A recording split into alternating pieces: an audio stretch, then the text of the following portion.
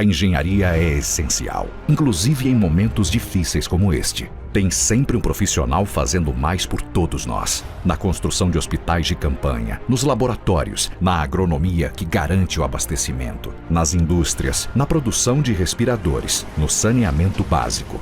No momento em que enfrentamos, a engenharia em si não pode parar. Ela é essencial para a movimentação do nosso país. Nós estamos executando uma obra da saúde. Então não pode parar. É claro, com as medidas de segurança e com uma medida a mais de higiene que requer nesse momento. O CREA São Paulo continua trabalhando para a segurança da sociedade. Toda a engenharia está em pleno funcionamento, então nós também temos que dar todo o suporte para os profissionais. O CREA São Paulo adotou, logicamente, um trabalho home office, uma nova forma de trabalho, e o CREA São Paulo conseguiu se adaptar e melhor atender. Profissional. No aplicativo do CREA São Paulo, você tem acesso aos principais serviços para trabalhar à distância. CREA São Paulo.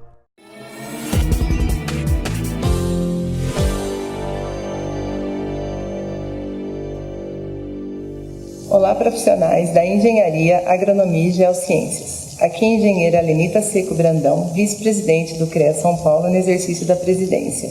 Gostaria de parabenizar o IPEA pela palestra Valores na Engenharia, um olhar ético sobre a tomada de decisão na profissão, ministrada pelo palestrante Roger Morcelli.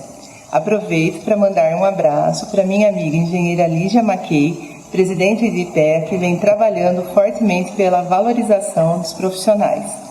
Essas parcerias entre as entidades de classe e o sistema CREA São Paulo é muito importante para todos nós profissionais. Contem sempre com o CREA São Paulo. Olá, boa noite. Meu nome é Lígia Marta Mackey, sou presidente do IPEA, do Instituto Paulista das Entidades de Engenharia e Agronomia. Juntos, hoje, mais uma vez, traremos para vocês a palestra Valores da Engenharia, com o palestrante Roger Morcelli. Continue seguindo as nossas redes sociais, Instagram, Facebook e também o nosso site. Nas próximas semanas teremos mais. Muito obrigada, uma ótima noite, uma excelente palestra. Muito obrigado, a vocês mais uma vez pelo convite e por poder participar, para falar um pouquinho sobre esse tema que é muito interessante, como a gente vai ver, Registramos aqui a presença de diversos colegas, engenheiros, e em especial temos um participante aqui hoje, que para nós aparece a localização em Barcelona, que é o Ramon. Então, bem-vindo, Ramon, graças por tua participação acá. E vou compartilhar a minha tela com vocês, para a gente poder mostrar essa apresentação e falar um pouquinho sobre a ética na tomada de decisões, tá bom?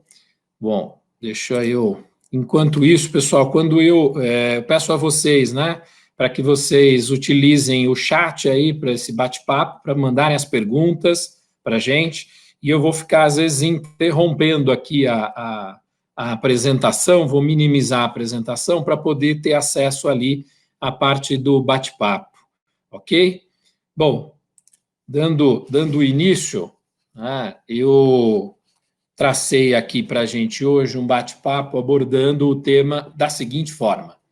A ideia é que a gente tenha uma exposição geral aqui sobre ética, uma breve exposição sobre o conceito de ética na filosofia antiga e moderna, mas a gente não vai ficar muito tempo nisso, porque a gente vai falar mais realmente sobre a questão da ética profissional.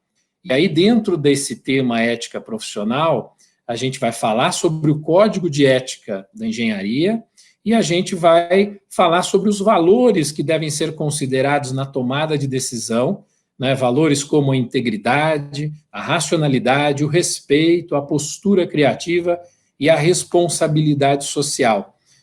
E qual é o impacto da falta de ética, qual é o impacto de não adotarmos alguns desses valores na tomada de decisão para as nossas corporações. Então, a gente vai falar um pouquinho nesse modelo, ok? Bom, vamos lá. Falando aqui sobre a origem da ética, é um tema que vem sendo discutido há muitos anos, A gente está falando aí de 450 anos, 428 anos antes de Cristo. Nós estamos falando de um tema que é discutido há 2.500 anos, que lá da Grécia Antiga, Grandes filósofos trataram desse tema, né, como Platão, Sócrates, mais recente, Kant e vários outros, tá? Mas é um tema que ele não perde a sua atualidade, né? Falar de ética hoje, no momento que a gente vive, no país que nós vivemos, no mundo, de uma certa forma, esse tema é um tema sempre muito atual. E aí, para falar de ética, a gente precisa, né, primeiro, trazer o conceito da ética. O que é a ética, né? O termo ética ele vem do grego ethos, que significa caráter, é o modo de ser de uma pessoa. A ética, portanto, ela é um conjunto de valores morais e princípios que norteiam a conduta humana na sociedade. O direito, ele serve, né, para trazer esse regramento, essas regras para esse convívio em sociedade. E a ética são os princípios que norteiam essa conduta humana para que seja possível essa vida em sociedade, para que haja um equilíbrio e um bom funcionamento social, né, possibilitando que ninguém saia prejudicado. Aqui no Brasil, a gente até já ouviu muito essa expressão, que é com relação à questão da lei de Gerson, né, onde ninguém quer levar vantagem. Então, a ética serve exatamente para nortear tudo isso e trazer esse equilíbrio, né, e um bom funcionamento para toda a sociedade como um todo. Mas como a gente fala da ética como um conjunto de valores morais, a gente tem que também falar um pouquinho sobre o que é moral e depois trazer um pouquinho a diferença entre moral e ética. Tá? Então, falando da moral, né, é um conjunto de regras adquiridas por meio de cultura, de educação, tradição, o cotidiano, que orientam o comportamento humano dentro de uma sociedade. A origem do termo moral vem do latim moralis, que significa relativo aos costumes. Então, quando a gente vai trazer aqui a diferença entre moral e ética, a gente percebe que a ética ela tem um caráter mais amplo, um caráter universal. A moral, por outro lado, ela tem um caráter mais particular. A ética tem um tempo indeterminado, ou seja, ela se perdura ao longo dos anos. A moral pode haver mudanças do entendimento do que é moral, do que é imoral, ao longo do tempo, né? Dentro de determinadas culturas. Por isso a gente fala do caráter particular e não do caráter universal, né? E por isso também dizemos que a moral ela é relativa e a ética não é relativa. E aí eu trago alguns exemplos e vou compartilhar com vocês aqui, né, mas também depois quero ouvir vocês no chat, então se vocês já puderem colocando algumas observações aí no chat, eu agradeço, tá? Mas com relação, por exemplo, à poligamia, né, que para alguns a gente pode entender imoral. Dentro da sociedade que nós hoje vivemos aqui no Brasil, isso nem seria possível, é contra as leis, mas também por entendermos ser isso imoral. Tá? Mas para algumas culturas, isso faz parte da religião, faz parte da cultura, então isso é plenamente aceitável. Por isso que a gente fala dessa questão da ética do caráter universal e da moral, um caráter mais particular, porque pode ser que em determinados lugares, em determinadas culturas, em determinadas sociedades, um determinado comportamento, um tipo de comportamento seja aceito, seja entendido como moral, né, e para outros não. Né? E aí, com relação à questão da ética, eu trago um exemplo aqui, que dentre outros que nós poderíamos estar aqui hoje falando com vocês, tá? Mas esse exemplo do carro batido. Imaginemos uma criança que estava com seus pais dentro de um automóvel, indo ao mercado, indo, né, para a escola, e quando, numa certa oportunidade, esse carro ele vem a sofrer uma batida na lateral, na traseira do carro, por um outro veículo. Né? Graças a Deus ninguém se machuca, todo mundo sai bem. Né? Os pais dessa criança levam o carro numa oficina e consertam o carro nessa oficina. Né? Um dia o carro fica muito bem arrumado, né? Aos olhos dos leigos aqui, a gente nem consegue perceber que esse carro já foi um dia batido, e o pai um dia resolve levar esse veículo para vender. E o filho, que estava na ocasião, né, da batida, vai junto com o pai. E o pai, quando encontra um comprador, o comprador, a primeira pergunta que faz para o proprietário é: esse carro já foi batido? E o pai vira e, claro, imagina, está inteirinho, pode olhar que você não acha marca nenhuma, o carro está bem conservado e tudo mais. Né? E a criança, na inocência da criança, ou até no caráter ético que é peculiar às crianças, né, vira para o pai e fala: mas e a batida aquele dia que eu estava no carro? Então, vejam, é uma situação, em determinadas vezes, corriqueira, né, não a batida, claro, é um exemplo hipotético, mas talvez você já tenha ouvido isso, né, pessoas nesse sentido, que não é contra a lei esse tipo de atividade, né, mas isso é uma questão antiética, porque a pessoa sabe que aquilo que ela está dizendo é uma mentira. Então, não é nenhuma questão moral, porque a mentira não é aceita, né? Então, a gente tem que pensar nisso como um todo. Um outro exemplo que a gente poderia trazer aqui para vocês, né, a questão, muitas vezes você vai em parques, em restaurantes é muito comum, né? Então, olha, criança até 6 anos não paga. E a primeira coisa que o pai fala para o filho é: olha, diga que você tem 6, mesmo sabendo que ele acabou de fazer 7. Né? Então, essa é uma questão ética, e a gente tem que tomar um cuidado com isso. Trago isso como exemplos. Eu vou fechar um pouquinho a apresentação para eu poder enxergar aqui se tem algum comentário aqui no chat. Bom, por enquanto não tem nenhum comentário, então vamos seguir aqui com a nossa apresentação. Espero que tenha ficado mais claro para vocês essa diferença entre a questão da moral e a questão da ética. E aí, falando um pouco da ética profissional, o que é a ética profissional? Ela é o conjunto de atitudes e valores positivos aplicados dentro de um ambiente de trabalho. A ética no ambiente de trabalho, ela é fundamental, né, para o bom funcionamento das atividades da empresa e do relacionamento entre os colaboradores. Então, a gente coloca nesse gráfico ao lado o que está ao redor da ética profissional.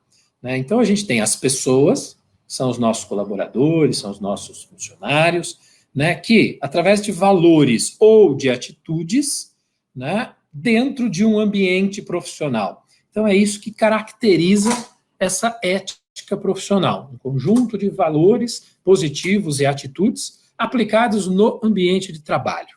E a gente vai falar um pouquinho sobre a ética profissional. Porque muitas profissões, eu diria que quase 100% delas, instituem os seus códigos de éticas. Então, nós, na advocacia, eu sou advogado, tá? Trabalho com o tema, implantando programas de ética, programas de compliance em diversas empresas. Isso dá para a gente uma visão muito boa sobre esse tema dentro das corporações. Mas eu, como advogado, eu tenho que seguir o código de ética da minha profissão, porque lá no código de ética da minha profissão, ele vai trazer quais são os meus direitos, os meus deveres, se eu descumprir um dos meus deveres, quais são as sanções aplicadas para mim, o que eu posso e não posso fazer dentro do exercício da minha profissão. Isso não é diferente, né, com outras classes profissionais, com os médicos, com os dentistas, com farmacêuticos, fisioterapeutas, administradores e também na engenharia. Né? A gente tem um código de ética e a ideia é falar um pouquinho para vocês, né? Quem aqui já teve a curiosidade, por favor, coloque no chat ali, quem já teve a curiosidade de ler o código de ética?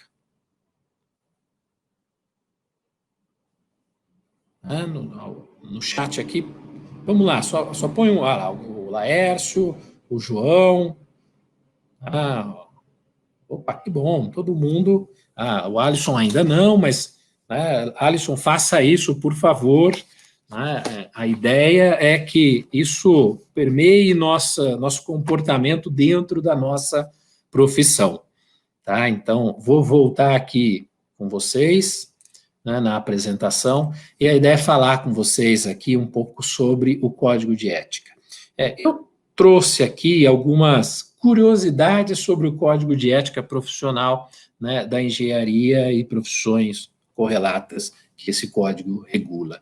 Então, ele traz como uma premissa, e a gente já vai ver, né, dentro dos princípios do código, o desenvolvimento social deve ser sempre prioridade no exercício profissional, né, dos engenheiros, agrônomos, geólogos, geógrafos e meteorologistas. O profissional que aceitar o trabalho para o qual não tem a qualificação, ele pode sofrer um processo ético. Eu vou fazer um paralelo da engenharia com a advocacia. Nós temos diversas áreas do direito, então, o direito criminal, o direito civil, o direito trabalhista, direito tributário e outros tantos ramos do direito. Na engenharia, você tem a engenharia civil, eu vi que nas apresentações, engenheiro elétrico, engenheiro civil, engenheiro mecânico e vários outros segmentos aqui da engenharia. Quando eu falo por mim, advogado, quando a gente se forma, a gente imagina que a gente sabe todas as áreas, que a gente está pronto para enfrentar esse mercado, e as pessoas que não são da área, muitas vezes não conhecem essas peculiaridades da nossa profissão e acham que podem, perguntar para a gente perguntas e consultas de toda sorte. Então, um vem e te fala sobre a área trabalhista, principalmente a família. Quando a gente se forma, a gente vira o advogado da família, ainda que sem querer. Mas a gente acaba ali respondendo uma pergunta aqui, uma pergunta ali.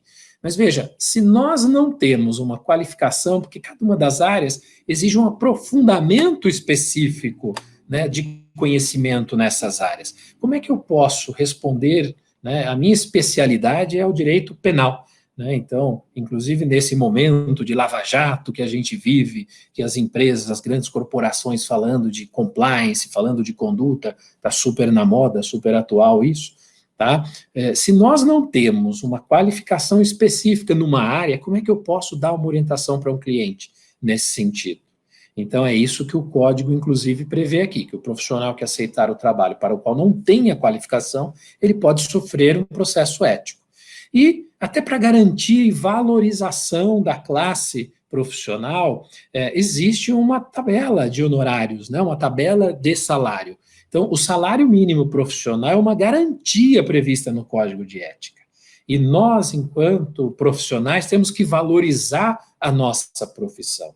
É muito comum, somente na minha área, no direito, um cliente chega e fala, quanto é os seus honorários? E aí eu vou usar exemplos hipotéticos, eu cobro 10 mil, um exemplo, para fazer tal ação. Ok. Mas o fulano ali faz por 5.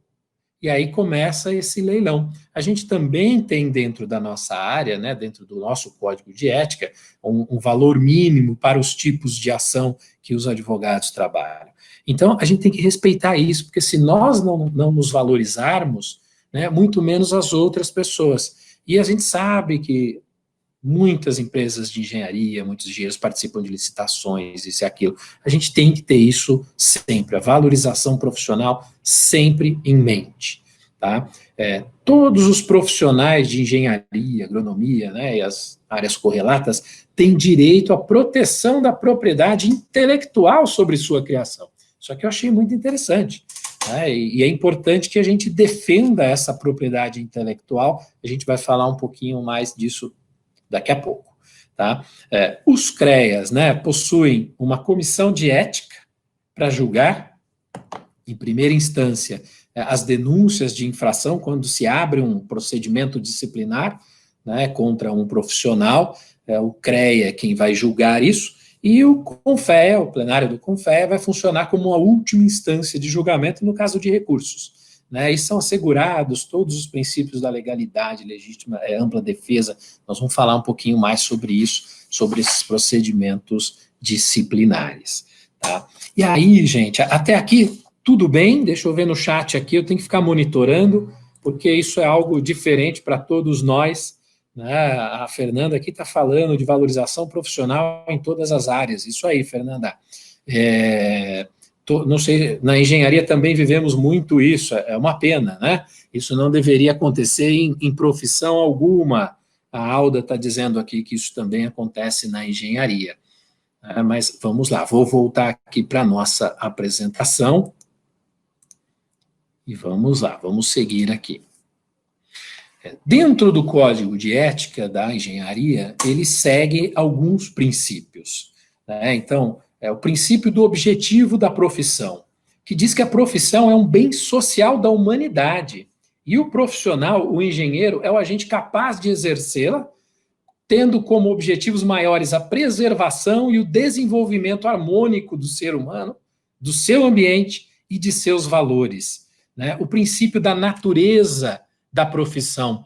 Lembra quando eu falei que o engenheiro ele tem a propriedade intelectual sobre a sua criação? Está aqui, deixa eu avançar aqui. Está aqui no princípio da natureza da profissão, que dispõe que a profissão é um bem cultural da humanidade, construído permanentemente pelos conhecimentos técnicos e científicos e pela criação artística, né? É uma arte a engenharia, manifestando-se pela prática tecnológica, colocado a serviço da melhoria da qualidade de vida do homem, né? O princípio da honradez, que dispõe que a profissão é alto título de honra e sua prática existe conduta honesta, digna e cidadã. Aqui ele já começa, inclusive, a falar bastante sobre o tema da ética. Existe uma conduta honesta, existe uma conduta digna, uma conduta ética dos profissionais da engenharia. Tá? Princípio da eficácia profissional, né, que dispõe que a profissão ela realiza-se pelo cumprimento responsável e competente dos compromissos profissionais, munindo-se de técnicas adequadas e assegurando os resultados propostos e a qualidade satisfatória nos serviços e produtos, observando sempre, como a gente viu até naquele vídeo do início lá, a segurança nos seus procedimentos. Isso a gente não pode deixar de lado jamais, né? Um outro princípio que norteia o Código de Ética da Engenharia é o princípio do relacionamento profissional, né? Ou seja, a profissão ela é praticada através, olha aqui começa de novo a questão da ética, né? Ela é praticada por meio de um relacionamento honesto, justo e com espírito progressista dos profissionais para com os gestores, os ordenadores, os destinatários, beneficiários e colaboradores dos seus serviços, né? Sempre com igualdade de tratamento entre os profissionais e com lealdade na competição. Lealdade, honesto, justo, são expressões que vão rodear aqui o nosso tema para falar sobre ética profissional. Vejam o quão importante é a ética aplicada no nosso dia a dia. Porque se a gente fere um desses princípios que eu estou trazendo aqui para vocês, previstos no Código de Ética Profissional da Engenharia, né, nós estamos sujeitos a algumas sanções, e daqui a pouco nós vamos falar dessas sanções. Tem sanções brandas, mas tem sanções muito graves, tá? Como a própria exclusão do registro, ok? Vamos lá. Continuando aqui os princípios, a gente traz mais dois para finalizar, que é o princípio da intervenção profissional sobre o meio, né, que diz que a profissão ela é exercida com base nos preceitos do desenvolvimento sustentável. Lembra que eu falei disso agora há pouco? Que era uma das curiosidades que traz o Código de Ética, né, com preceitos do desenvolvimento sustentável na intervenção sobre os ambientes natural e construído e da incolumidade das pessoas, olha aqui a segurança de novo, de seus bens e de seus valores. E, por fim, o último princípio, que é o princípio da liberdade e segurança profissionais. A profissão, ela é de livre exercício àqueles devidamente qualificados, né? Sendo a segurança de sua prática de interesse coletivo. Mais uma vez, falando da questão da segurança. Tá? Até aqui tudo bem, pessoal? Vou trazer de novo aqui o chat para ver se tem alguma dúvida, ok? Onde eu encontro o código de uma dúvida. Qual problema uma empresa pode ter em contratar um engenheiro civil como auxiliar de engenharia e pagá-lo abaixo dos valores da classe? Aí, João Paulo, a gente está falando de novo, né? O próprio profissional tem que se valorizar, ele não pode se submeter a esse tipo de atividade. Se ele está qualificado para exercer a profissão, ele tem que ser, né, dentro da profissão mesmo, tem que estar ali. O código de ética está aqui, a Maria de Fátima já respondeu, né? Assim, o código é encontrado no site do CREA, do CONFEA e da própria associação das cidades aqui dos participantes. Referente às funções de engenheiro júnior e pleno, sendo essas atividades 8 horas, a lei que determina o salário mínimo é aplicável a todos os níveis. Olha, a lei ela é geral, geralmente a lei ela vale para todos, e aí a gente tem que seguir, né, todo o ordenamento jurídico mesmo, né? Se tem um salário mínimo, a gente tem que respeitar isso. Até nós, profissionais, devemos nos valorizar, né? E valorizar e passa também por essa questão da remuneração, ok? Vamos lá, vamos voltar aqui para a nossa apresentação. Tomar uma água também. A gente vai falando aqui, pessoal, e é uma experiência diferente para todos nós, tenho certeza, tá? E essa interação, ela é super importante para a gente ver, né, e ir sentindo aí como é que está o andamento desse nosso bate-papo, ok? Então, vamos falar um pouquinho agora dos deveres que o Código de Ética traz. E depois do Código de Ética, nós vamos entrar efetivamente nas corporações e trazer alguns problemas com a falta de ética dentro das corporações na tomada de decisão. Tá? Então, com relação aos deveres, o Código, ele separa deveres, né, frente ao ser humano e seus valores, frente à profissão, deveres nas relações com clientes, empregadores e colaboradores, e deveres nas relações com os demais profissionais e frente ao meio em que atuamos. Tá? Eu não vou aqui falar de todos os deveres, mas eu vou trazer aqui alguns exemplos, né, que tem a ver com a questão da ética que a gente está falando hoje aqui. Né? Então, vamos lá. Um dos deveres é identificar-se e dedicar-se com zelo à profissão. Preservar o bom conceito e o apreço social da profissão. Desempenhar sua profissão ou função nos limites de suas atribuições, de sua capacidade pessoal.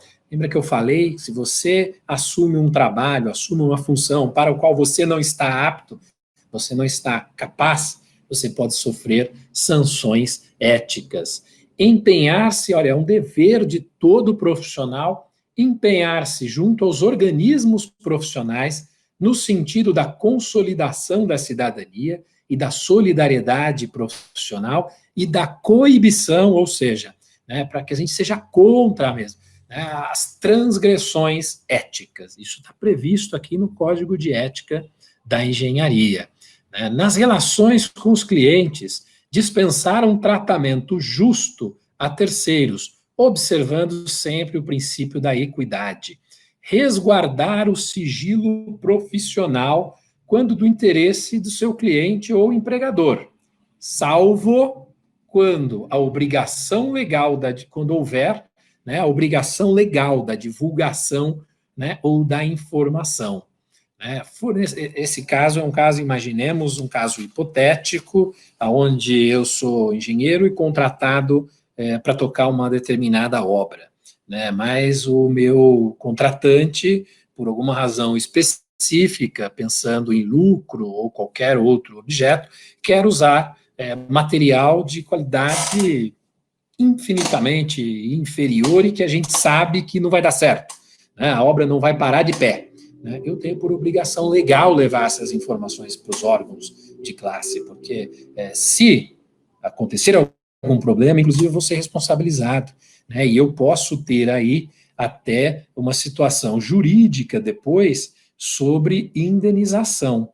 E aí, gente, até aproveitando o gancho da indenização, eu quero fazer um convite para vocês. Amanhã, dia 13 de maio, às 19 horas, vocês têm um link aí que vocês têm acesso, vocês são convidados para participar de uma palestra com o colega Hélio Malheiros, né, que vai falar sobre indenizações por acidente de trabalho, doença profissional, assédio moral na área tecnológica. Então, fica o convite para vocês se inscreverem, é uma palestra gratuita, o Hélio é um excelente profissional e tenho certeza que de doença ocupacional ele já vai trazer as últimas informações do STF sobre essa situação de reconhecer ou não a Covid-19, né, como uma doença ocupacional e os seus impactos, e vai falar sobre assédio moral. Porque o assédio moral, inclusive dentro das empresas, quando a gente for falar sobre a ética nas corporações, está muito ligado ao tema ética nas corporações, né? E aí é um problema, quando as pessoas não têm esse tipo de atenção, né, que pode originar, inclusive, sanções e danos para as empresas, né, junto aos seus colaboradores por causa de assédio moral. Tá? Então, fiquem atentos e fica o convite para amanhã. Né? O que mais a gente traz aqui como dever? Né? Alertar, de novo, alertar sobre os riscos e responsabilidades relativos às prescrições técnicas e consequências presumíveis de sua inobservância. Exemplo como esse que eu acabei de dar para vocês. Atuar, olha aqui, com relação aos demais profissionais, atuar com lealdade no mercado de trabalho, observando o princípio da igualdade de condições, preservar e defender os direitos dos profissionais. As classes têm que estar unidas, isso é muito importante. Manter-se informado sobre as normas que regulamentam o exercício da profissão, e o Código de Ética é uma delas. Temos sempre que estar atento, né, ao Código de Ética profissional. Né? Junto ao meio, considerar, né, todos os planos, projetos, serviços, as diretrizes e disposições concernentes à preservação e ao desenvolvimento do patrimônio sociocultural e ambiental. Né? E quando a gente fala do desenvolvimento sustentável, ele traz como um dever, né, atender, quando da elaboração de projetos, execução de obras ou criação de novos produtos, aos princípios e recomendações de conservação de energia e de minimização dos impactos ambientais. Então, é muito interessante, né, o Código de Ética, que se a gente seguir tudo aqui, a gente não vai ter nenhum tipo de problemas na nossa vida profissional. Vamos estar com a carteira limpa lá, isso é bem importante. E aí, falando um pouquinho das condutas que são vedadas pelo Código de Ética, né? A gente falou sobre os princípios, a gente trouxe aqui a questão dos deveres dos profissionais, e a gente tem também no Código de Ética, né, algumas vedações, algumas atitudes, algumas ações que são proibidas pelo Código, ou seja, o profissional não pode praticar. Se o profissional vier a cometer uma dessas ações, ele estará sujeito às sanções, que daqui a pouco a gente vai falar delas também. Então, a gente tem aqui, apenas a título de exemplos, algumas delas, tá? Prestar má-fé, né, de má-fé, orientação, proposta, prescrição técnica, né, que possa resultar em danos às pessoas e aos seus bens patrimoniais. Né? E aqui essa questão de, além de infringir o Código de Ética profissional, a gente pode ter um problema jurídico e ser responsabilizado aí por uma indenização, né, por esse dano causado às pessoas ou aos seus bens patrimoniais. Né? Aceitar, de novo, isso é muito importante, aceitar trabalho, contrato, emprego, função ou tarefa para os quais não tenha efetiva qualificação. Omitir ou ocultar fato de seu conhecimento que transgrida a ética profissional. Então, se eu sei de um colega que não age de forma ética, eu tenho a obrigação de comunicar isso aos nossos órgãos de classe. Porque se eu não o faço, eu estou omitindo. E se eu estou omitindo, eu estou infringindo o Código de Ética. Né? Uma outra conduta vedada, formular propostas de salários inferiores ao salário mínimo profissional estabelecido em lei. Apresentar propostas de honorários com valores vis ou extorsivos, ou até mesmo desrespeitando a tabela de honorários mínimos aplicáveis. Mais uma vez esse tema, isso mostra que o Código de Ética dá muita importância a essa questão da valorização profissional. Então, Parabéns à engenharia e às profissões correlatas por terem um código que valorizem tanto a atuação profissional, valorizem tanto a profissão dos engenheiros e as demais profissões que compreendem na categoria. Olha um outro ponto importante, como a gente já disse e bem ressaltado lá no vídeo do início, conduta proibida, descuidar com as medidas de segurança e saúde do trabalho que estão sob a coordenação desse profissional. Suspender serviços contratados de forma injustificada e sem comunicação prévia. Quer dizer que, então, eu não posso? Pode sim. Você deve justificar o motivo da suspensão dos serviços contratados e deve fazer uma comunicação prévia. O que não se pode, o que se proíbe no código é a suspensão dos serviços sem a comunicação prévia e sem que haja uma justificativa para isso. E aqui é muito interessante. Intervir no trabalho de outro profissional sem a devida autorização de seu titular, salvo aqueles casos de exercício de um dever legal, em que eu estou vendo que um colega está realmente cometendo erros absurdos e que podem gerar danos, pode ser prejudiciais à segurança, e o código prega muito isso, essa questão da segurança. Tá? Então, na nossa área, a gente, pelo menos eu, enquanto advogado, quando alguém vem consultar, a primeira pergunta que eu faço é: você já tem algum advogado cuidando disso? Porque se tiver, eu não posso dar a minha opinião, não posso dar a minha orientação antes de conversar com outro profissional, para que eu não infrinja o meu código de ética profissional. Tá. Mas nós trouxemos aqui os deveres, trouxemos condutas vedadas, só tem esse lado em que eu não posso, em que eu sou obrigado? Não, o Código de Ética traz também os direitos, e são vários os direitos dos profissionais ali previstos no Código de Ética. Eu trago alguns, apenas a título de exemplo aqui para vocês. Tá? Então, a recusa ou interrupção de trabalho, contrato ou função, quando julgar incompatível com a sua titulação, capacidade ou dignidade pessoais. Está vendo que está tudo muito amarrado? Aquilo que, se eu não posso exercer uma função para a qual eu não tenho a capacidade, então eu posso, eventualmente, aceitar uma função, mas quando eu perceber que aquela função é para alguém que tem uma capacidade acima da minha, eu posso, sim, recusar, interromper. Por quê? Porque eu vou justificar isso. A proteção da propriedade é um direito, nós falamos disso, já que o exercício da profissão é uma arte e eu tenho a propriedade intelectual sobre a minha criação, o Código prevê esta proteção a esta propriedade intelectual daquilo que eu criei. Eu tenho direitos à propriedade do meu acervo técnico profissional, eu tenho direito a uma competição honesta no mercado de trabalho. Olha de novo aqui essa questão da ética permeando as competições nesse mercado de trabalho cada vez mais acirrado. Eu tenho direito a uma justa remuneração proporcional. E aí entra uma pergunta que foi falada aí da divisão das categorias, em plênio, júnior e sênior. Justa remuneração proporcional à sua capacidade e dedicação e aos graus de complexidade, risco, experiência e especialização requeridos para a tarefa. E eu tenho direito à liberdade de escolha da minha especialização. Qual é que eu vou seguir? Ninguém pode intervir. Isso é um direito nosso, de cada um dos profissionais. Gente, tudo bem até aqui? Deixa eu voltar aqui no chat. Internet está ruim. Não, tomara que você resolva aí.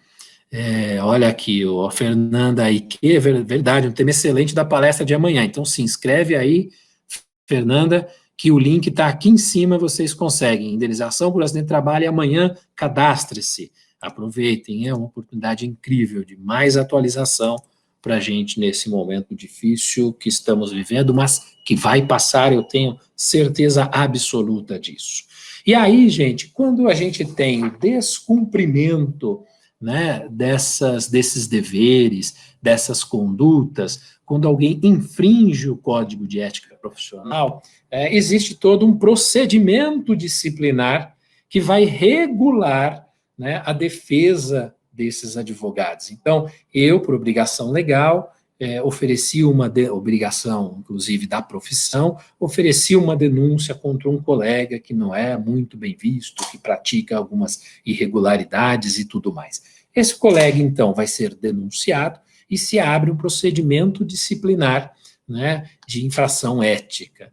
Só que para esse procedimento, o Código muito bem traz aqui alguns princípios, né, e garantias para que ninguém possa ser julgado sem o devido procedimento legal, né, e traz aqui, então, como garantia os princípios da legalidade. Eu vou explicar um pouquinho alguns deles, tá? Da finalidade, da motivação, da razoabilidade, da proporcionalidade, da moralidade. Olha a moral de novo fazendo parte do nosso assunto aqui, né? A ampla defesa, o contraditório, a segurança jurídica, o interesse público e a eficiência. Então, quando eu falo de um princípio da legalidade, até para trazer aqui para vocês, né, essa questão do princípio da legalidade, eu só posso ser processado e efetivamente responsabilizado dentro de um procedimento disciplinar por alguma conduta minha prevista no Código, prevista em lei. Por quê? Isso, inclusive, garante para a gente essa segurança jurídica de que eu estou hoje realizando uma determinada conduta, e se ela hoje não é prevista em lei, amanhã ela passa a ser prevista em lei, e aí eu posso ser processado por isso, né? Não, não posso, porque na época em que eu a cometi, ela não era prevista em lei. Então, está aqui o princípio da legalidade. Quando eu falei, e aqui eu reforço, né, a questão do CREA e do CONFEA como órgãos de julgamento de recursos, isso daqui quer dizer a ampla defesa, porque eu vou me defender junto a uma câmara especializada, que ela já existem, os CREAs têm as suas câmaras especializadas, né, existe a comissão de ética profissional, né, este procedimento disciplinar, ele via de regra é sigiloso, sim, tá? Até porque o procedimento ainda está em curso, né? A decisão, ela pode ser levada ao conhecimento, sim, né, de todos os profissionais, tá? E aí, gente, depois que o procedimento se instaura e tem todo o seu trâmite, garantindo todos esses princípios aqui, a ampla defesa, as pessoas recorrem até chegar, eventualmente, numa última instância, que seria, né, numa última esfera de julgamento, que seria o CONFEA, né? Acontece ali, ou a absolvição, olha, não ficou comprovado que você cometeu isso, ou uma sanção, né? E nós vamos falar, então, aqui das sanções que podem ser aplicadas aos profissionais, né, que cometem infrações éticas na engenharia. Tá? Então, as sanções são sanções das mais simples, como, por exemplo, uma advertência reservada. O que é uma advertência reservada, né? É só aquele profissional que estava sendo processado que vai receber uma advertência, isso vai para ele, né, fica anotado, o CREA tem essas informações, o CONFEA tem essas informações, para um eventual novo julgamento disciplinar para essa pessoa que possa reincidir na conduta ou cometer até mesmo outras condutas, né, que são vedadas. Então, a gente tem também a questão da censura pública, que é uma outra sanção. Essa percebe já um pouquinho mais grave, que ela já tem uma relevância maior, tem uma abrangência maior, né? A questão de multas, né? A suspensão temporária do exercício profissional e até mesmo o cancelamento definitivo do registro junto ao órgão de classe. Bom, com relação ao Código de Ética, pessoal, alguma dúvida? Porque na sequência a gente vai falar um pouquinho sobre a ética nas organizações. E aí, eu até aproveito aqui para vocês, né, aproveito para pedir que vocês coloquem no chat, por favor, né, quem aqui trabalha em empresa, quem aqui ainda é estudante, quem aqui é dono de empresa, né, a gente consegue, só para ter uma ideia, né, onde é que a gente está permeando aqui. Tem estudantes participando, tem mais gente digitando. Enquanto isso, eu tomo uma água, pessoal. importante tomar bastante água.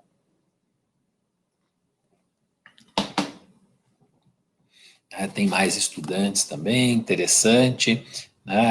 Sou engenheiro, sou professor e projetista, recém-formada, que bom, parabéns. Proprietário de empresas, trabalho em empresa, perito engenheiro civil, trabalho no Ministério da Agricultura, docente em instituição privada e gestora de obras públicas. Bacana. Então, a gente tem um público bem diversificado aqui. Vamos voltar, então, para a nossa apresentação aqui, para a gente falar, então, dessa terceira parte, né, sobre a ética nas organizações. Tá?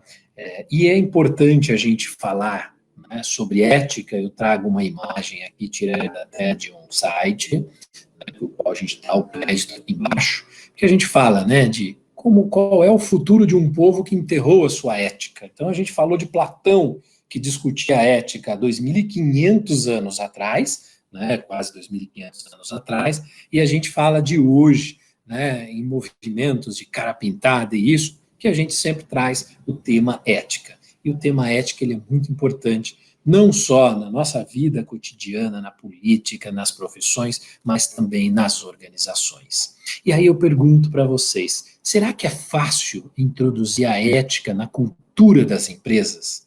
E por que isso é importante? O que vocês acham? Alguém quer se manifestar aí pelo site para falar de por que ética nas corporações ela é importante? E como introduzir a ética na cultura das empresas? Se vocês acham que isso é fácil. Alguém está digitando. Vamos dar um segundinho para a pessoa para ver se tem a ver com o que nós estamos perguntando aqui para vocês, tá, pessoal? Vamos que vamos, Vinícius, isso aí. E trabalhei 34 anos em uma empresa multinacional e agora tenho uma microempresa. Né? Deixa eu ver quem aqui, o Marcos Vinícius está falando. Legal, bacana aqui. Não é fácil, olha, é difícil, mas valoriza todos os envolvidos. A Maria de Fátima está se manifestando. O Laércio está dizendo que é para dar credibilidade para a instituição. Também tem a ver com tudo, e todos estão corretos. Nós vamos falar disso aqui, e vamos falar de reputação das instituições que não têm a ética dentro da sua cultura. Não é fácil, mas é muito importante. Realmente, Sérgio, você está coberto de razão. Então, vamos falar aqui de ética nas organizações. Vamos voltar aqui para isso. Né? A ética nas organizações, pessoal, o objetivo principal, né, é para gerar reflexos positivos, tanto para os colaboradores quanto para as empresas. Tá? E quais os ganhos que a gente espera quando a gente fala de ética nas organizações? Aumentar a produtividade, gerar harmonia no ambiente de trabalho. Lembra que eu falei sobre o assédio moral, que o Hélio vai falar amanhã? Vocês não podem perder a de amanhã, hein? E auxilia também no desenvolvimento profissional das pessoas que fazem parte da organização como um todo. Eu quero trazer aqui para vocês ainda, né, para duas reflexões, porque a postura ética nas empresas, ela constrói ou ela destrói a reputação de uma empresa. A adoção de um comportamento ético agrega valor à imagem das empresas. Hoje os consumidores cobram muito isso das empresas com as quais eles querem manter um relacionamento. E a gente vai falar um pouquinho sobre isso, trazendo alguns exemplos. Eu fico muito confortável em trazer esses exemplos, que são exemplos públicos, então não tem nenhum tipo de problema aqui com relação a isso. E são exemplos pontuais, tá? Por isso eu trago aqui para vocês. Então, falando de ética na tomada de decisões, né, das decisões, e trazendo para vocês alguns casos aqui para vocês entenderem. Quando eu trago para vocês esta marca, a M-Officer, eu imagino que todo mundo vai olhar e vai dizer assim, uma marca de roupas, é uma marca muito boa, é uma grife famosa, né, que tem um conceito muito bom e tudo mais. Há pouco tempo atrás, a M-Officer sofreu um baque na sua imagem, não sei se todos vão se lembrar. Por quê? Porque ela terceirizava o serviço de confecção de roupas para uma empresa que se chamava Espásio.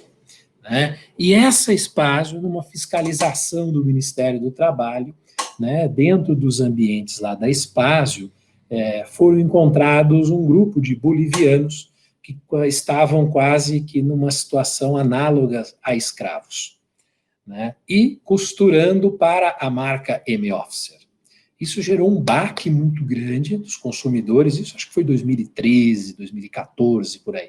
Naquela época gerou um baque muito grande dos consumidores e houve uma perda de receita por parte da empresa, né, que conseguiu sim, depois disso, se recuperar, se estabilizar, e conseguiu até mesmo provar que ela mantinha um contrato com a Espásio e que a Espásio não poderia usar de mão de obra nesse sentido, isso estava no contrato. Então, provou que era uma responsabilidade da própria Espásio. Mas olha a importância, né, desses parceiros, da gente se relacionar, porque isso quase acabou com uma marca muito famosa, né? Trazendo aqui para uma realidade do convívio de muitas pessoas, né? A Siemens, um grande grupo empresarial. Mas quem não se lembra do escândalo que a Siemens se envolveu da questão do metrô aqui em São Paulo e no Distrito Federal? Isso traz um prejuízo para a imagem da empresa, né, muitas vezes incalculável, né? Um outro exemplo, inclusive mais recente, né, o próprio Uber, que teve algumas políticas internas do Uber questionadas no sentido de algumas pessoas achavam que tais políticas estimulavam o assédio moral e sexual dentro da empresa. Né? O que o Uber fez, contratou uma mulher, a Jill agora, né, como executiva-chefe da Uber, que logo que chegou, no ano passado, já implantou uma campanha, né, para recuperar a imagem da empresa. Né? A gente sabe que isso não é de hoje para amanhã que se recupera, mas é importante a gente estar atentos a tudo isso. E o que falar dessa aqui, então, pessoal? Né, com tantos casos de escândalo envolvidos aqui na Lava Jato, né, uma empresa reconhecida mundialmente e começou a receber processos de todas as ordens em diversos países, né, por questões de infração ética, por questões, inclusive, de infrações criminais, né, até mais do que a própria ética. Mas, certamente, essas empresas, e aí eu pergunto para você, essas empresas não tinham regras de compliance? Essas empresas não tinham seus códigos de conduta ética? Certamente tinham, gente. Porém, não basta ter, é importante que faça parte da cultura da empresa. E os líderes, né, o pessoal que exerce esse papel de liderança, eles são muito, mas muito mesmo, responsáveis, né? A gente sabe disso, a gente, eu não sei se todos aqui, eu sou pai, a gente procura dar o exemplo para os filhos, né? Porque os filhos nos veem, e assim acontece com os nossos colaboradores, enquanto nossos liderados, eles acabam se espelhando na gente, nos líderes. Então, a responsabilidade que temos em mãos é muito grande. Vou trazer mais alguns exemplos aqui disso. Olha essa empresa, né? Essa até é uma notícia de 2017, né, falando que a Odebrecht imaginava recuperar a sua imagem em 4 anos. Ano passado, ou esse ano, agora de cabeça, eu não me lembro, foi no final do ano passado, entrou com um pedido de recuperação judicial. Uma das maiores, se não a maior empreiteira do Brasil, né, por questões de ética, por questões de compliance, por ter se envolvido em coisas erradas. Né? E aqui uma notícia, né, dizendo que na última década nós tivemos mais de 125 episódios como esses, né, que custaram caro para muitas empresas. E hoje, gente, com relação a redes sociais, né, que a gente tem uma difusão da informação muito rápida, né, as redes sociais potencializam as crises de imagem, né, a gente tem que estar atento a isso. Né, como tem que, inclusive, colocar qual que é o comportamento ético que nós esperamos dos nossos colaboradores dentro das redes sociais, dentro da própria rede social das empresas. Então, é muito importante que a gente esteja atento a isso. Né? Isso chegou, isso faz parte da nossa realidade. E aqui eu vou um pouquinho mais e falo um pouquinho para vocês, não sei se todos já ouviram falar, é até uma pergunta que eu vou fazer, gostaria que vocês colocassem no chat, por favor. Vocês já ouviram falar sobre a Lei Geral de Proteção de Dados? Que foi prorrogada agora e vai entrar em vigor em maio do ano que vem? O Pedro está dizendo que não, tem mais gente aqui digitando. Não, não.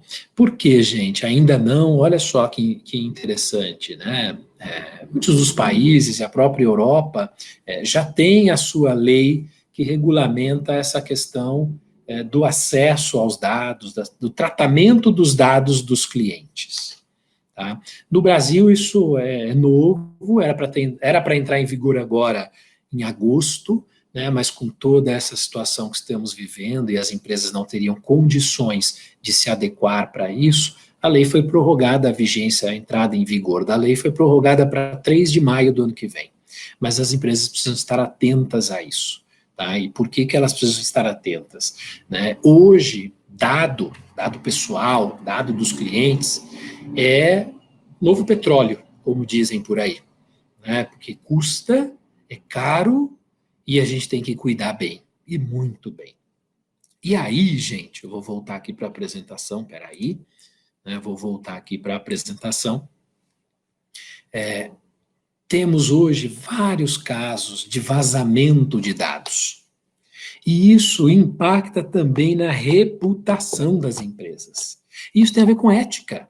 Por que tem a ver com ética? Porque um funcionário pode levar, né, esses dados, pode transmitir um segredo comercial, e isso é dado. E a gente não pode descuidar dos dados dos nossos clientes, dos dados dos nossos parceiros.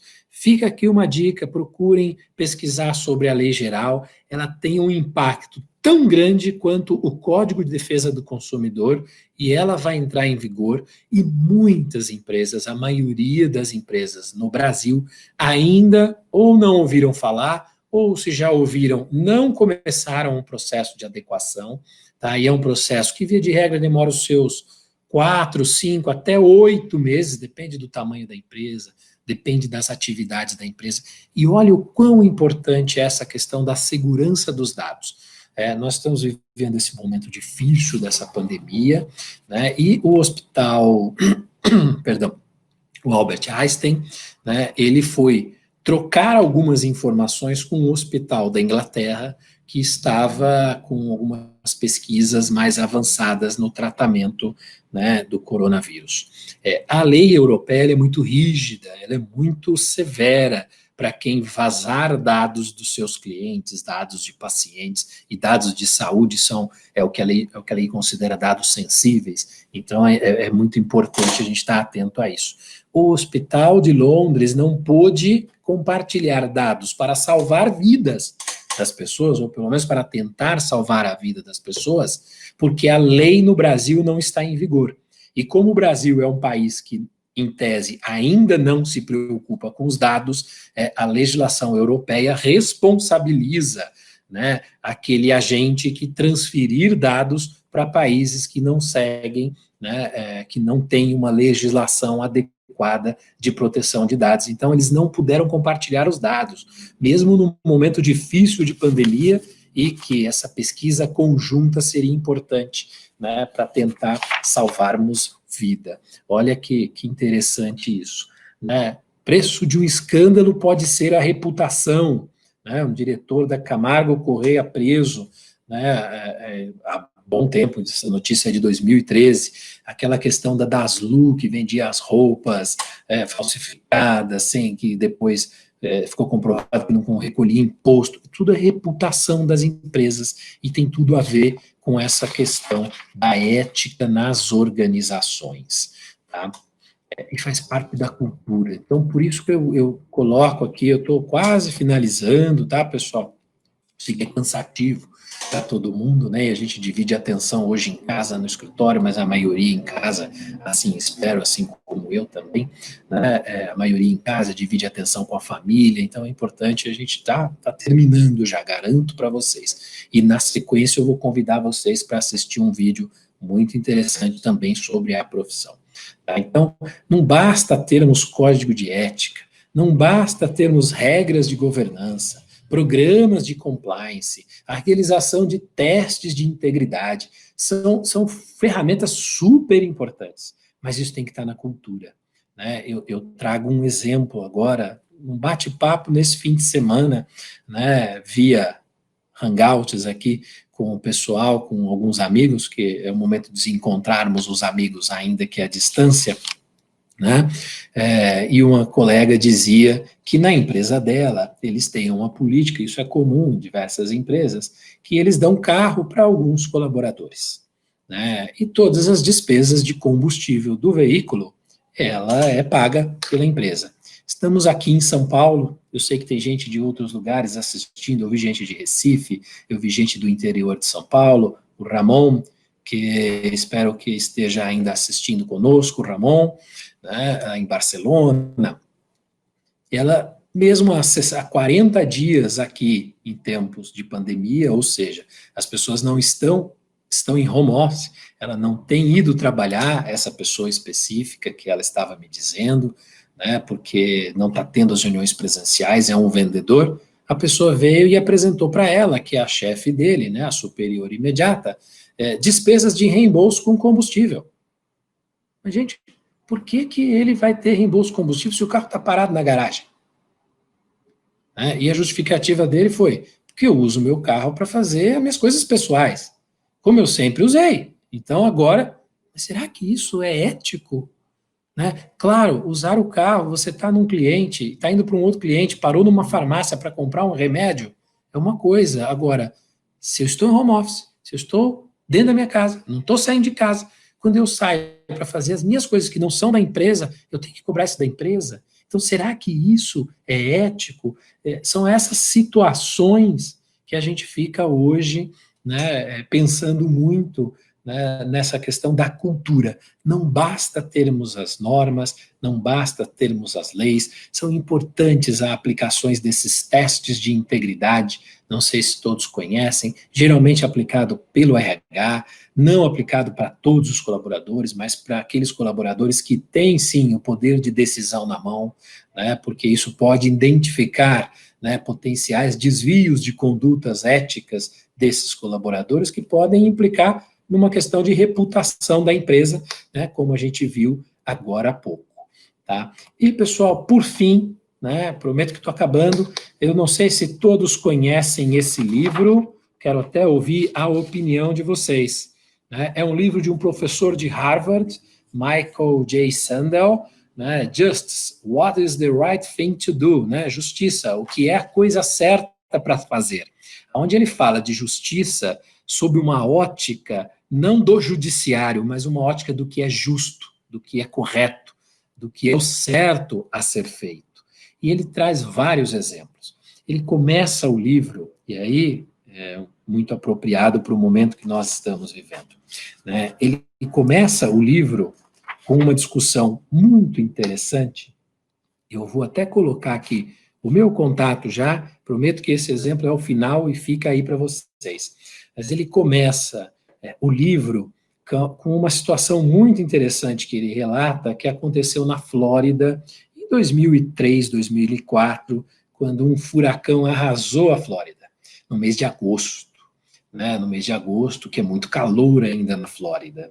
E aí, os sacos de gelo, que custavam $4, passaram a custar $15, $20. Serviços de hotel, porque as pessoas ficaram sem residência, que via de regra custavam $40, começaram a cobrar $200. E aí ele traz essa questão, se isso é correto, se isso é justo, se isso é ético.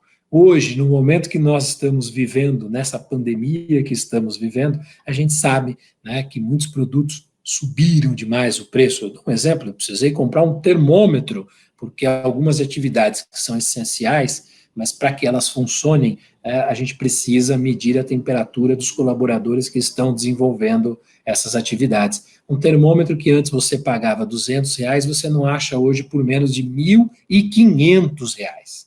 Né? Aí fica esse questionamento. Isso é correto? Isso é justo?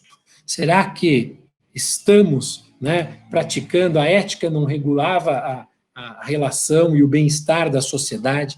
Será que é isso que realmente eu vou parar de compartilhar a minha tela. O nome do livro, Cristiane, se chama Justice, né? Justiça, o que é fazer a coisa certa, né? Do Michael Sandel, What is the Right Thing to Do? Tá? Esse livro eu recomendo a todos, é um livro que traz lições interessantes para a gente, tá? Então, espero aí, Cristiane, que tenha dado para anotar, né, o livro. Olha, o Sérgio, no Acre, está dizendo que no Acre, em 2014, quando teve uma grande enchente, a água mineral de 20 litros chegou a custar R$50, né? Olha que absurdo. O autor do livro, Alda, é o Michael J. Sandel, tá? Michael J. Sandel. Ele tem algumas palestras no YouTube, né, que são aulas que ele ministra em Harvard. Ele teve uma única vez, salvo engano, aqui no Brasil, né, e espero realmente que depois que tudo isso passar, ele possa voltar mais vezes ao Brasil, né, que é uma palestra muito interessante e que eu recomendo a todos vocês. Então, eu fico aqui, né, à disposição de vocês para dúvidas no chat. Reforço o convite para amanhã, não percam a palestra com o Dr. Hélio, super interessante o tema de indenização, né, e acidentes de trabalho, assédio moral, doenças ocupacionais, tá? É muito importante, né? E agradeço, não, pode deixar, o qual está me cobrando aqui, fique tranquilo, nós vamos falar do vídeo, mas eu não poderia, né, deixar de agradecer a todos vocês que participaram. Eu sei o quanto é difícil, né, ter essa atenção dividida nesses dias, e parece que a gente tem trabalhado cada vez mais, né? O pessoal falava, eu quero home office, achando que era moleza, né, mas a coisa não é fácil, né? A Damantina, olha, o Isaac que está dizendo que é Damantina, um grande abraço para a Damantina, né? Meus pais moram em Rinópolis, aí para quem não sabe, a Damantina faz parte da grande Rinópolis, muito obrigado pela presença, né? Agradeço, né, ao IPEA, nas pessoas da sua presidente, a Lígia Mackey, agradeço ao CREA São Paulo, né, por esse convite, na pessoa da Lenita Brandão, a presidente em exercício, e eu convido a todos nesse momento para que assistam um vídeo sobre a profissão. Muito obrigado, meus contatos vocês anotaram, né, e eu fico à disposição. Vamos ao vídeo então, pessoal.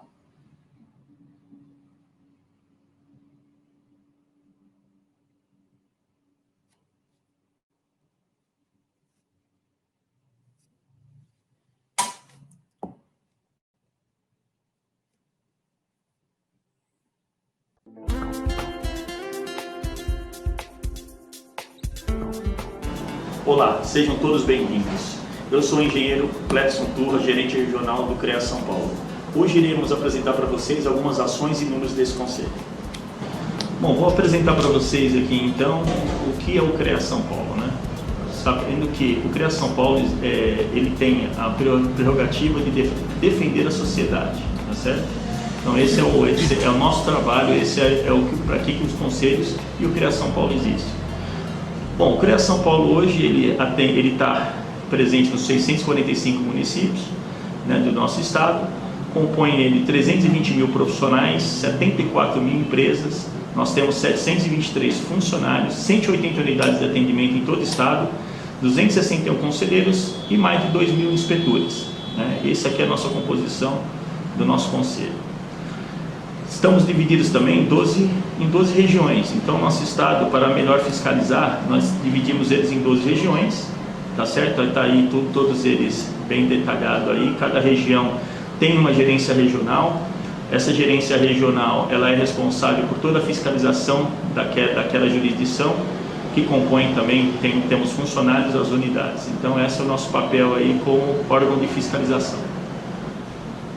As prioridades de fiscalização em 2019, só para vocês entenderem, teve como foco principal mineração, águas subterrâneas, barragens de contenção e hidrelétricas, indústrias de todos os segmentos, obras de arte e de engenharia, estabelecimentos hospitalares. Então, nós fizemos os focos da nossa fiscalização foi totalmente voltado em 2019 para as ações que eram prioridades daquele ano, né? Então, só lembrando que essas ações, todas as ações, o que fiscalizar é verificado junto às câmaras especializadas. Cabe aos nossos conselheiros justamente apresentar para a gente quais são as ações que iremos empreender e fiscalizar no ano seguinte.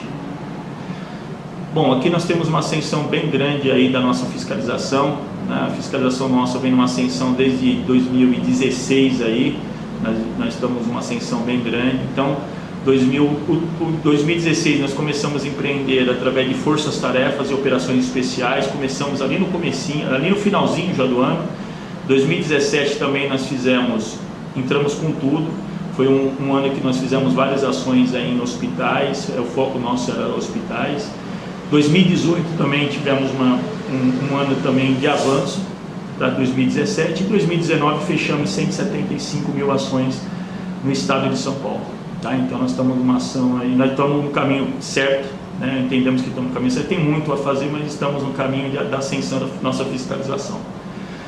Então nós também temos a ascensão nas RTs, isso aí fruto da nossa fiscalização, né? A gente empreendendo a fiscalização, na fiscalização a gente tem a seção da RT. Então a RT teve uma ascensão também em 2016, 17 e 18, fechamos o ano de 2019 com 1.090.642 RTs, sem os técnicos, nem os técnicos industriais, né? Sem os técnicos industriais. Então é importante ressaltar, não é, quando nós falamos em número de RTs, é bom o profissional, é bom vocês saberem que isso daí não é arrecadação, e sim, isso aí é uma forma que nós temos também, é um documento de fiscalização, mas nós temos o conhecimento e também sabemos que dentro desse todo 1.090.000 RTs teve um profissional do nosso sistema Confea-CREA, né, na frente, né? Então isso daí a gente fica muito contente e também entende também que o CREA São Paulo atingiu o seu objetivo, está atingindo o seu objetivo, né, na ponta, né? Então isso aí foram mais de 1.090.000 empregos gerados aos profissionais do nosso sistema Confea-CREA, tá? Esse daí é o verdadeiro sentido da existência do conselho, tá certo? Aqui, plano de fiscalização 2020. Então no CREA também nós mudamos muito, estamos em constante mudança, na qual em agosto de 2019 nós tivemos um CEFISC que foi todos os representantes das câmaras especializadas discutindo as atividades de fiscalização com os chefes de unidades, agentes fiscais e gerentes. Então foi ali que cada câmara apresentou 3 atividades prioritárias para o ano 2020. Então, durante os meses de setembro, outubro e novembro de 2019, as CAFs nossas, que é a Comissão de Auxiliar de Fiscalização, discutiram as prioridades e as sugestões extraídas, e daí foram encaminhadas à SUPFIS, né? A SUPFIS, a Superintendência de Fiscalização. Aqui estão alguns destaques para 2020, né? Então aqui estão as ações, destacando algumas aí: Câmara Especial de Engenharia de Segurança do Trabalho, empresas públicas e privadas, a Câmara de Geologia, aterros sanitários, a Câmara de Mecânica e Metalurgia, empresas fabricantes de aeronaves, a Câmara Especializada de Engenharia Civil, responsável pelo transporte de resíduos sólidos, a Câmara de Engenharia Elétrica, empresas de telecomunicações e assim por diante. Tá certo? Aí são os destaques que nós estamos fazendo nossas ações agora neste ano de 2020 nas nossas forças-tarefas, não só nas nossas forças-tarefas, mas também nas nossas ações diárias, né? Porque além das forças-tarefas também temos as nossas ações que são feitas diariamente pelos nossos agentes fiscais. Então, só para entenderem, no Brasil existem profissões regulamentadas e não regulamentadas. O Estado brasileiro regulamenta uma profissão sem entender que seu exercício indiscriminado coloca em risco a sociedade. Por isso, a Lei 5.194 de 66 regula o exercício das profissões de engenheiro e engenheiro agrônomo e dá outras providências. Então, o próprio Estado brasileiro ele reconhece que a engenharia, a agronomia e as demais áreas do nosso sistema, se for executado por leigos ou não tiver uma regulamentação, pode sim levar a sociedade a riscos, né? Então esse é o papel. A fiscalização do exercício profissional do nosso sistema, ele está no artigo 24 da Lei 5.194 de 66, que diz que a aplicação do que dispõe esta lei, a verificação e fiscalização do exercício e atividade das profissões nela reguladas serão exercidas por um Conselho Federal de Engenharia e Agronomia, que é o CONFEA, e Conselhos Regionais de Engenharia e Agronomia, que são os CREAs. Então, o artigo 24 cria ordena a quem cabe o exercício das atividades do nosso sistema. A composição do sistema CONFEA-CREA, o nosso plenário hoje, ele é constituído por profissionais representantes das diversas modalidades de engenharia, seja ela civil, elétrica, mecânica, agronomia, química, segurança do trabalho, a geologia, a agrimensura. Profissionais representantes de instituições de ensino, e todos eles possuem mandato de 3 anos, com renovação anual de 1/3 dos membros. Então, a cada ano, 1/3 desses representantes, eles se alternam, né, entre eles as cadeiras, e chegam novos profissionais, chegam novos representantes, né, para fazer parte aí do nosso plenário. As câmaras especializadas, elas são 8, né, então a Câmara de Agronomia, especialidade de Agronomia, a Câmara Especializada de Engenharia Civil, Engenharia de Agrimensura, Engenharia Elétrica, Engenharia Mecânica e Metalúrgica, Engenharia Química, Engenharia de Segurança do Trabalho, Geologia e Engenharia de Minas. Tá? Então essas são nossas 8 câmaras especializadas, na qual cabe a eles sim verificar toda a parte de conteúdo programático, né, atribuições profissionais, né? Então eles têm um trabalho muito intenso, os representantes dessas câmaras especializadas, no nosso dia a dia do nosso conselho. Tá? Então tem diversas ações que cabe aí aos nossos conselheiros, tá, estarem aí discutindo, estar regulando também. O que faz o CREA São Paulo? O CREA São Paulo é o Conselho Regional de Engenharia e Agronomia do Estado de São Paulo, uma autarquia federal e o maior conselho profissional da América Latina, ao lado das instituições de ensino que capacitam e das entidades de classe que defendem os direitos trabalhistas e promovem ações de valorização. O papel do Conselho é registrar, habilitar e fiscalizar o exercício de profissionais da engenharia, agronomia e geociências no âmbito paulista. Com isso, o CREA São Paulo impede que leigos ou indivíduos não habilitados exerçam atividades exclusivas de profissionais da área tecnológica, garantindo a segurança de toda a sociedade. O que é o registro profissional? Engenheiros, agrônomos, geólogos, geógrafos, meteorologistas e tecnólogos em profissões da área tecnológica precisam estar registrados no CREA São Paulo para exercer suas atividades. O registro obrigatório por lei pode ser provisório para profissionais recém-formados e válido por 1 ano. Temporário para diplomados no exterior, que têm contrato por tempo determinado no Brasil, e definitivo para profissionais já diplomados. Para a emissão do registro é obrigatório que tanto a escola quanto o curso estejam cadastrados no CREA São Paulo. Sem a exigência do registro, qualquer um poderia executar obras e serviços que exigem autoconhecimento técnico, colocando a população em risco. Habilitação profissional. Então, como que é a habilitação profissional? A instituição de ensino, ela capacita, ao CREA São Paulo habilita, tá certo? O exercício legal da profissão, ele está regulado também no artigo 6º da Lei Federal 5.194 de 66, na qual diz que a pessoa física ou jurídica que quer realizar atos ou prestar serviços públicos ou privados sem registro no Conselho, isso é um exercício legal, atividades não previstas nas atribuições, empréstimo de nome, continuidade de atividades após suspensão, a empresa e organização sociedade não habilitada que exerçam as atividades reservadas dos profissionais da área tecnológica. Então, o artigo 6º da Lei 5.194 também tem detalhado qual que é o exercício ilegal da profissão dentro do nosso sistema.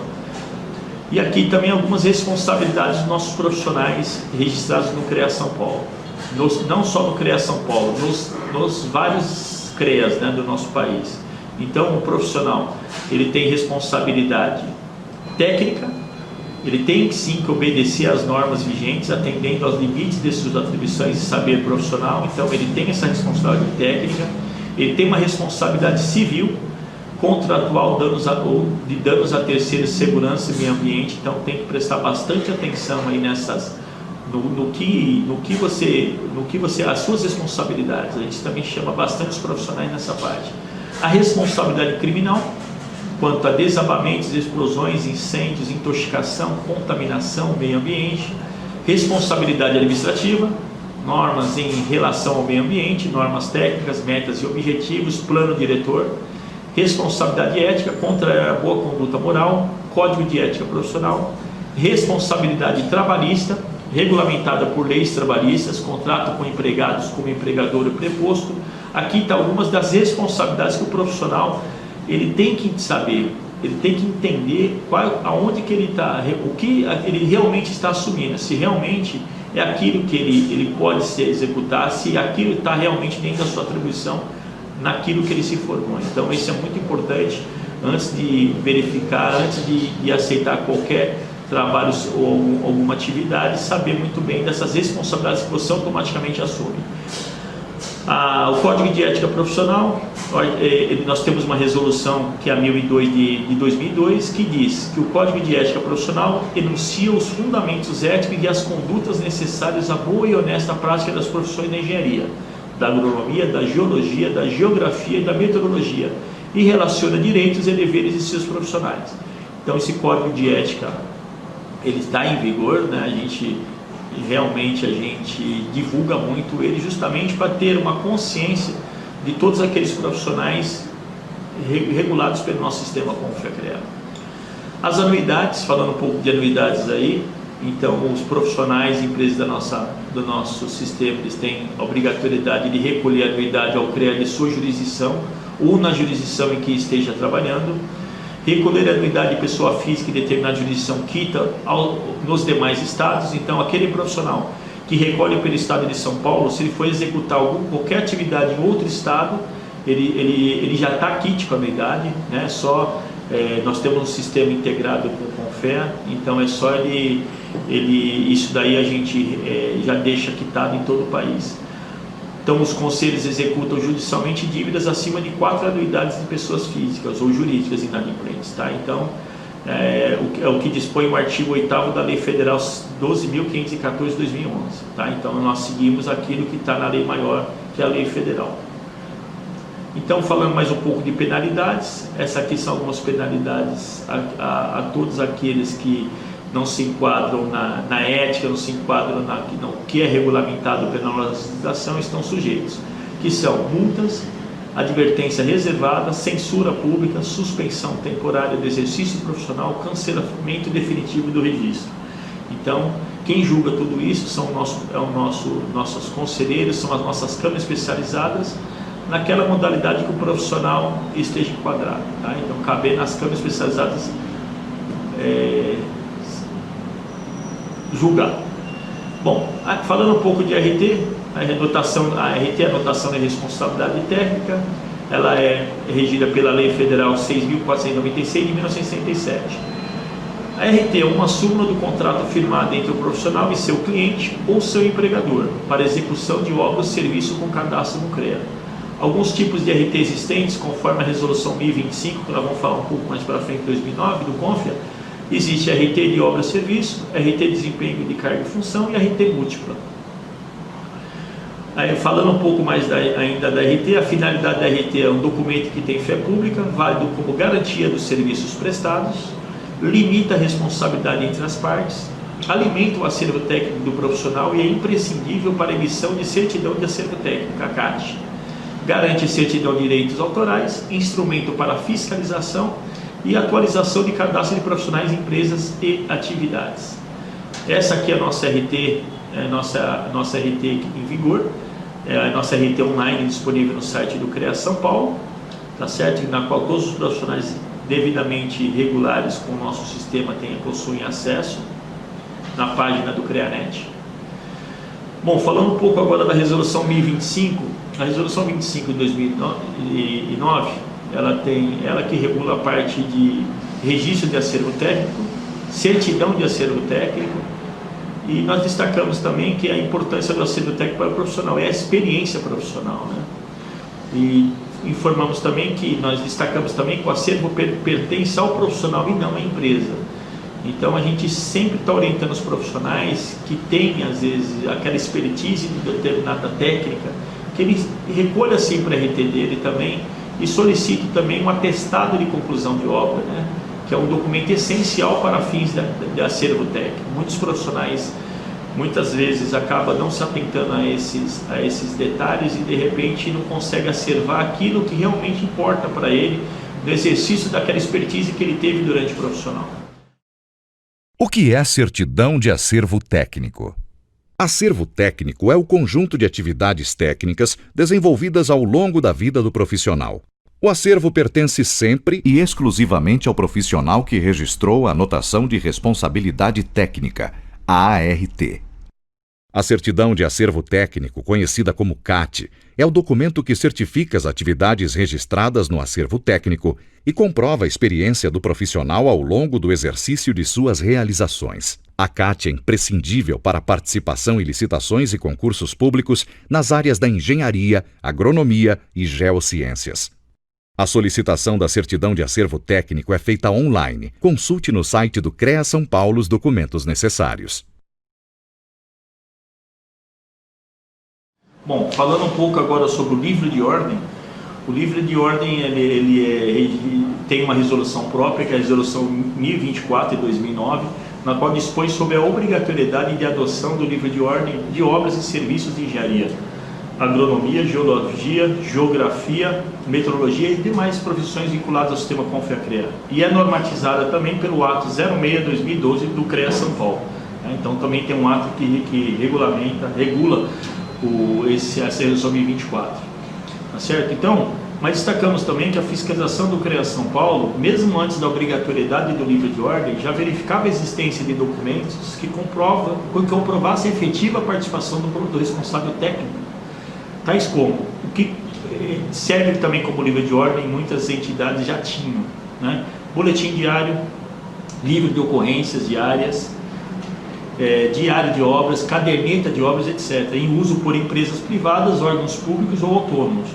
Nós gostamos sempre de destacar o livro de ordem porque nós tivemos já relatos de alguns profissionais que conseguiram comprovar através do seu livro de ordem que aquele comandado, aquela pessoa que ele ordenou executar aquela atividade, não executou.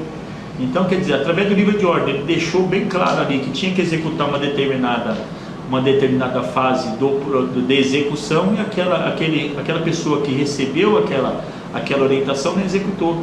Então, ele judicialmente, onde quer que ele esteve, ele conseguiu se safar daquela penalidade. Por quê? Através do livro de ordem. Então, nós sempre falamos do livro de ordem, fiscalizamos também, né? É um documento essencial para que você também tenha também a sua integridade profissional também ok, entendeu? Então isso é muito importante para vocês também. Bom, falando um pouco das atribuições profissionais, né? Um pouco de atribuições, então atividades e competências que um profissional do sistema CONFEA-CREA recebe no momento que efetua seu registro no conselho, todas as atividades que um profissional pode desenvolver no exercício de sua profissão. Então, as atribuições iniciais são concedidas para todos os egressos de cursos devidamente cadastrados, em conformidade com a estrutura curricular de cada curso correspondente às disciplinas e atividades envolvidas na graduação. E também tem as extensões de atribuições, né, que são concedidas caso a caso, individualmente em função de outras formações adquiridas pelo profissional, na qual ele tem que apresentar essa documentação. E toda essa parte de atribuição profissional, ela é, sim, verificada pelos nossos conselheiros. Então, toda essa grade e tal tem a nossa parte técnica, que é a nossa parte dos conselheiros, eles analisam isso daí e definem as atribuições que cabe àquele formando, aquela turma lá a obter. Tá? Então, essas são as atribuições. O título profissional é atribuído ao portador de diploma expedido por instituição de ensino e correlacionado com o respectivo campo de atuação profissional em função do perfil da formação do egresso. O campo de atuação profissional é aquela área em que o profissional exerce sua atividade em função de competências adquiridas em sua formação. A atividade profissional, ação característica da profissão, exercida regularmente. Tá? Então, isso aí é um pouco da parte do... E aqui também algumas atividades desses profissionais, desses profissionais, das atribuições profissionais, né?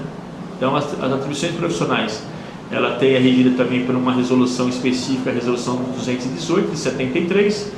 Está aqui algumas atividades: supervisão, coordenação e orientação técnica, estudo, planejamento, projeto e especificação, estudo de viabilidade técnica e econômica, assistência, assessoria e consultoria, direção de obra e serviço técnico, vistoria, perícia, avaliação, laudo e parecer técnico, desempenho de cargo e função, ensino, pesquisa, análise, experimentação, elaboração de orçamento, padronização, mensuração e controle de qualidade, execução de obra e serviço técnico, fiscalização de obra e serviço técnico, produção técnica especializada, condução de trabalho técnico, condução de equipe de instalação, montagem e reparo, execução de instalação, montagem e reparo, operação e manutenção de equipamento e instalação, e a última, 18, execução de desenho técnico. Logicamente, cada profissional dentro daquilo que ele tem um conhecimento, né? Então, isso é muito importante todos os profissionais do nosso sistema saberem. Falando um pouco também da mútua, a mútua é a nossa caixa de assistência profissional. Ela também é regida pela Lei Federal 6.496 de 77, na qual cria a mútua de assistência dos profissionais da engenharia e agronomia. É um braço social e assistencial do sistema Confiacrea. Reparem também que essa lei 6496 é a mesma da RT. Então, a gente sempre destaca que uma parte, 20% de toda a RT que os profissionais recolhem no nosso sistema Confiacrea, 20% vai para a mútua. É um dinheiro totalmente voltado a um braço, por isso que é um braço social. Então procurem a mútua São Paulo, nesse caso do nosso estado, procurem a mútua e verifiquem todos os serviços que eles prestam, que é um dinheiro lá que é seu profissional, que recolhe a RT, que está cadastrado no sistema Confiacrea. Então procurem a mútua da sua cidade e se informem. Falando um pouco também das eleições, teremos eleições agora em 2020, né, no CREA São Paulo, no Conf, na mútua, vamos ter em todo o Brasil, tá certo? Então nós temos um site, nós temos um link no nosso site, que é o www.creasp.org.br. Então teremos neste ano, no dia 3 de junho de 2020, agora o sistema Confiacrea realizará as eleições para presidente do Conf dos 27 CREAs, e na mesma data acontecerá a eleição dos diretores gerais e administrativos das caixas de assistência dos profissionais dos CREAs, que é a mútua. Então a gente sempre vamos estar divulgando também sempre essas eleições. É muito importante que os profissionais registrados no nosso sistema Confiacrea participem das eleições, eleja aquele presidente, aquele que vai sim, ele vai te representar durante aqueles 3 próximos anos. É muito importante para a gente, é muito importante para a nossa classe de profissionais que tenhamos, por enquanto ainda, nossa eleição não é obrigatória. Por esse é o motivo da gente sempre estar chamando, sempre pedir para todos os profissionais realmente eleger aqueles profissionais que nos representem naqueles 3 anos, tá certo? Então, está aí. Então, maiores detalhes, esclarecimentos, está na nossa página do CREA São Paulo. Diariamente, sempre quando tem um calendário a ser seguido, né? Então, a Comissão Eleitoral de São Paulo, ela sempre está atualizando esse link. Então vejam diariamente, dê sempre uma verificada, acompanhem. É muito importante para o sistema nosso que vocês acompanhem, todos os profissionais acompanhem. E aqui também eu queria agradecer mais uma vez a oportunidade que tive aqui com vocês de apresentar um pouco do nosso CREA São Paulo, algumas ações. Meu muito obrigado, tenham todos um ótimo evento. Até mais.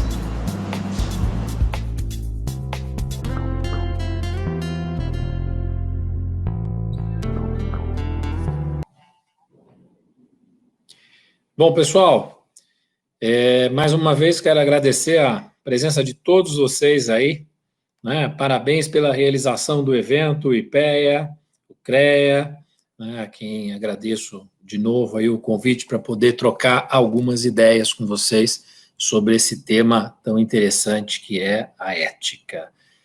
Fico à disposição de vocês, se vocês pegaram ali os meus contatos, e desejando a todos, né, uma ótima noite, uma ótima semana, tá? E parabéns por estar aqui conosco hoje, todos vocês. Muito obrigado, pessoal. Até a próxima, viu?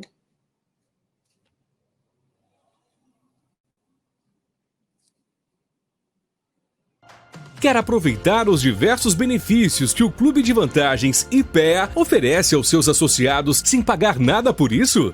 Acesse ipea.clubevantagens.com.br. No canto superior direito, clique em Cadastrar. Preencha o cadastro com todas as informações solicitadas e crie seu nome de usuário e senha. Agora que você efetuou o cadastro, clique em Entrar no canto superior direito e insira seu usuário e senha. Na página inicial, você encontra todos os nossos parceiros. Mas se preferir, pode buscar por categorias ou digitar o nome direto na busca. Encontre a empresa que deseja, leia a descrição do benefício e como utilizá-lo. Depois basta clicar em Eu Quero e seguir as instruções. Alguns benefícios podem ser resgatados online, através de sites e-commerce com desconto já aplicado ou via cupom. Outros de forma presencial, através de voucher. Para isso, conta com sistema de geolocalização. Assim, as ofertas com resgate presencial são ordenadas com base na localização do usuário. O Clube de Vantagens IPEA também está disponível na versão aplicativo para sistema Android e iOS. Basta acessar a sua loja de app e baixá-lo. Clube de Vantagens IPEA. Benefícios exclusivos aos seus associados.